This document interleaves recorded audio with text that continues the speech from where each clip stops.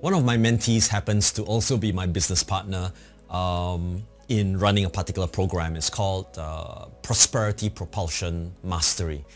We like the term prosperity and we like the term propulsion because in my mind in neuro-linguistic programming, the idea behind propulsion is knowing that you're moving away from something so that you can get to something that you are attracted to and magnetized towards. So you're both motivated away from a negative as well as motivated towards a positive. Now, the concept of propulsion and prosperity seem to not have very much meaning to the average person. So I wanted to expound a little bit on it because in one of the sessions that I ran, it was amazing to see how some people are just completely unaware of the patterns that they're running inside their head. Right? So it creates limits inside their mind and we need to elevate them from unintentional to intentional. So think about it this way. I love modeling after other people, especially their way of thinking. I've done it for the Singapore Armed Forces shooting contingent. They were second in 2000, fourth in 2001. That's where I was called in together with a friend. And then in 2002, they came in champions for the first time in the history of the Singapore Armed Forces.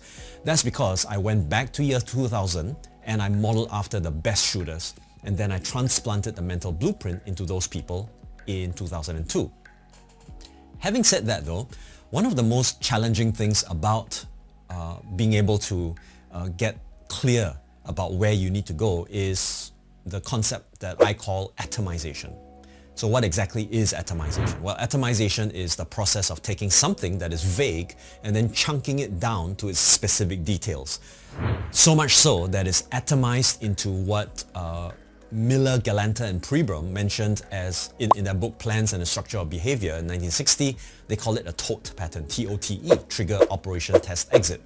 What it means is that I can say I speak or I find. That word is encapsulated as a minimal behavioral unit called a TOTE. So in order for me to speak, I need to have a trigger, I need to have a sequence of operations in my head and maybe in my behaviors, and then I will have a test point to decide when I should stop speaking, right? And then I can move on to something else, maybe no longer speaking but listening instead.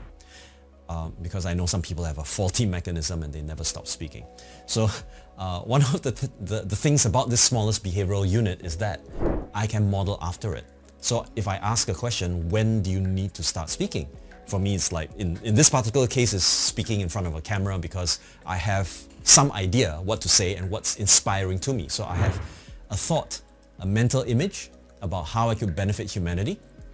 And the second one is a feeling that kind of comes over me that helps me to feel good about having to spread this message. And then when I start speaking, I know that there are a few key points, like 3 points, 4 points, 5 points that I'll list down on a sheet of paper or on a notepad somewhere, and then I'll go through those pointers, maybe off the top of my head or by referring to it on a script. And then I will probably go into the speaking mode up to a point where I can make illustrations, I can share personal examples, and then we're done. You know, once I've completed it, I stop the recording. I hope that you subscribe to this channel so that you'll receive any other video updates that I get, etc, etc. Now, having said that, this journey, this process is so microscopic that until you can find fascination in other people's models of the world, it's going to look very, very tedious.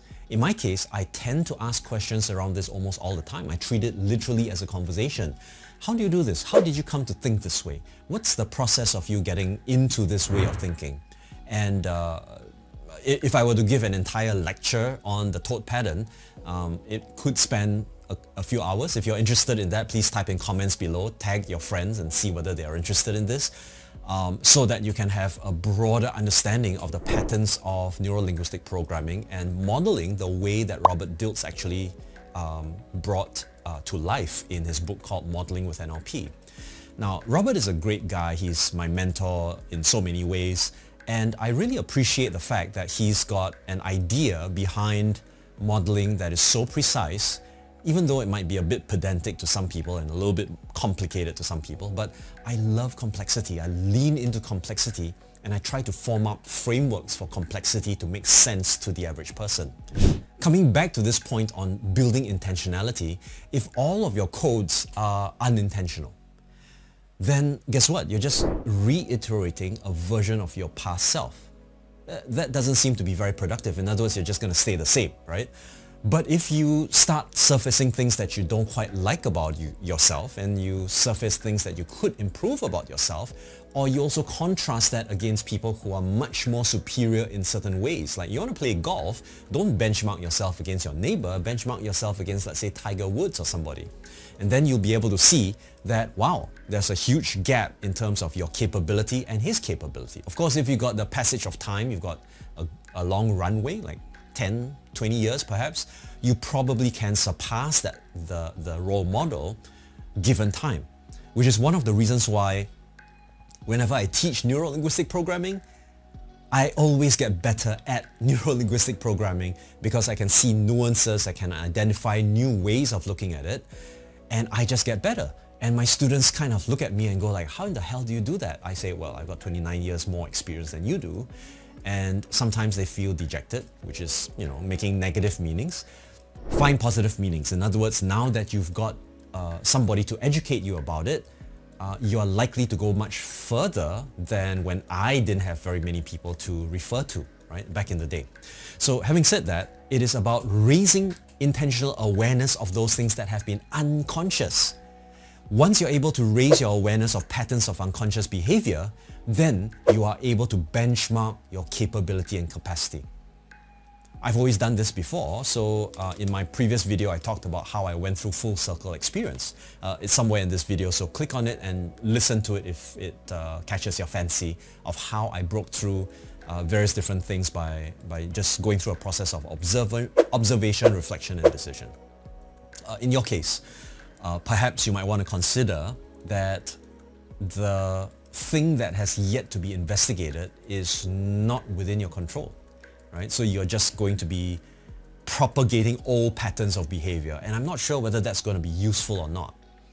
In my opinion, I see people who keep getting into old cycles of behavior. There was one participant in the program that I was mentioning about. You know, we had an exercise and it was a bit of a stretch goal exercise, and she was debilitated. You know, she was crying uncontrollably. She didn't know why that was the case. I sat down with her and, you know, she wanted to get rid of that bad feeling. And I said, look, if all else has fallen on deaf ears, the first thing you need to do is to just have a little bit of self-compassion for yourself, right? And I talk a lot about self-compassion because I know that I've got this inner critic inside my own head that is cruel, man. I mean, I'll be my worst enemy a lot of the time. So I just sat down with her and I said, you know, why don't you just hold the space for this feeling that's coming up and find an opportunity for you to elevate yourself to a certain level of awareness of why this is taking place, how it's taking place, how you're thinking about it, and whether this is the truth of your life. And you know, whenever I go into that kind of a mode, what's the truth of my life? A lot of people get confused and they go like, shut down. In my case, I like that because I like to put people into a sort of hypnotic trance, if you know what I'm talking about. But yeah, so she kind of went like, you mean it's okay? Yeah, it's okay. You know, just be okay with this feeling because it is a part of you and it's really trying to say something to you. Listen to it. Pay attention to its intention. Pay attention to its intention. And that kind of blew her mind. And she said, it's intending to make me feel small. And I said, yeah, what's its intention for wanting to make you feel small? It wants to show it's superior. Okay, so for what purpose does it want to show that it's superior? It wants to show me that I'm not yet at that level. Okay, so if it wants to show you that you're not yet at that level, what does it want you to be? What level does it want you to be? And that completely changed her way of thinking. Now, what is apparent is that intentionality seems to be, to many people, I guess, some kind of a spiritual, woo-woo kind of concept. It is not. Intentionality is as simple as, I'm going to do this, and I'm going to spend 45 minutes to do this, and your mind kind of wraps around the 45 minutes and it gets it done. If you've encountered that before, compared with, let's say, okay, I think I should do this, and you know, if I've got time, I'll do it. Never gets done, right? So intentionality is primarily a goal-setting process. So when you set an intention and you set a goal to accomplish something, you need to raise to awareness what it is that you're actually doing. So that's one of the reasons why I know that there are people who are struggling. And when you are not intentional, you don't come up with a new behavioral pattern. Instead, you reinforce the old behavioral pattern. So what are you practicing?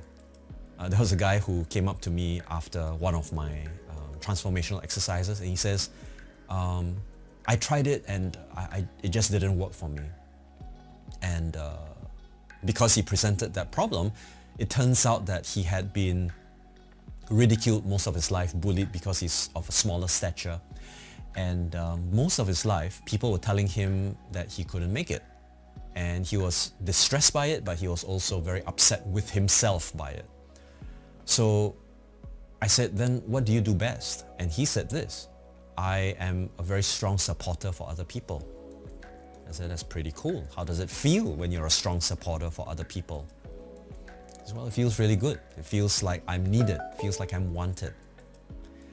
And I couldn't help but detect a pattern, right? It's like, you can detect that other people need help and it feels good for you to help others, but you can't seem to detect that you can help yourself. So I did an experiment with them. I said, okay, so why don't you just close your eyes and imagine this person who's very supportive towards you. What is he or she saying, doing, and expressing to you? And he mentioned a few things, and I noticed that his facial expressions began to change. I said, that's very interesting, because I'm just wondering whether you can be your own best supporter. And again, mind blown. And he kind of said, I never thought about it that way. And I said to him, dude, you've got to be a little bit more self-compassionate by knowing that you can use your strengths in the right places rather than use your weaknesses in the wrong places. Right? And I said, okay, so now that you know this, think about yourself being your best supporter to yourself. What do you need to hear? What do you need to say? What do you need to feel? What do you need to see? And then he mentioned a few criteria. I said, okay, great. Project yourself into the future and tell me that you're doing this for yourself every time you encounter a dilemma. How does that feel? And he had this look on his face, and then he burst out laughing because it seemed so easy. He missed it completely. He said, yeah man, you got me. It's easier for me today. And I was blown away by that fact, because I never knew that such a technique existed in NLP until I started to meet people like this.